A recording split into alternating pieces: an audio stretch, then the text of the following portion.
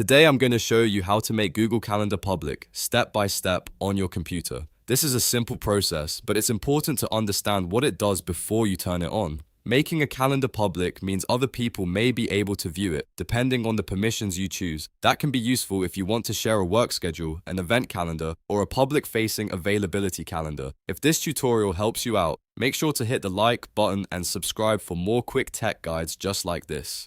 Alright, let's jump into it. First, open Google Calendar in your web browser on a computer. This works best from a desktop or laptop because the settings you need are easier to find in the full web version. Once Google Calendar loads, look over to the left side of the screen. You should see a section called My Calendars. This area lists all of the calendars connected to your account, so take a moment to find the specific one you want to make public. Now hover your mouse over the calendar name. When you do that, you'll usually see a few options appear next to it.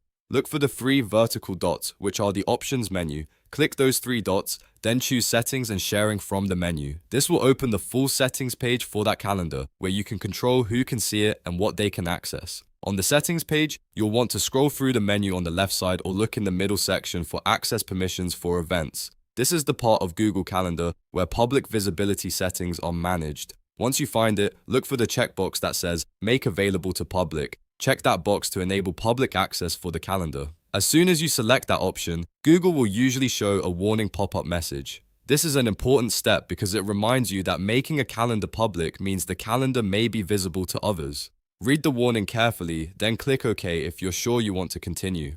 After that, the calendar's public setting will be turned on. From here, you may also want to review any additional sharing or visibility settings to make sure they match what you want. For example, depending on the calendar, you may want to keep event details limited or confirm exactly what the public can see. It's always a good idea to double-check everything before leaving the settings page, especially if the calendar contains personal or sensitive information. And that's it. You've now made your Google Calendar public. If this guide helped you, please give the video a like, subscribe to the channel, and turn on notifications so you don't miss the next tutorial. Thanks for watching, and I'll see you in the next one.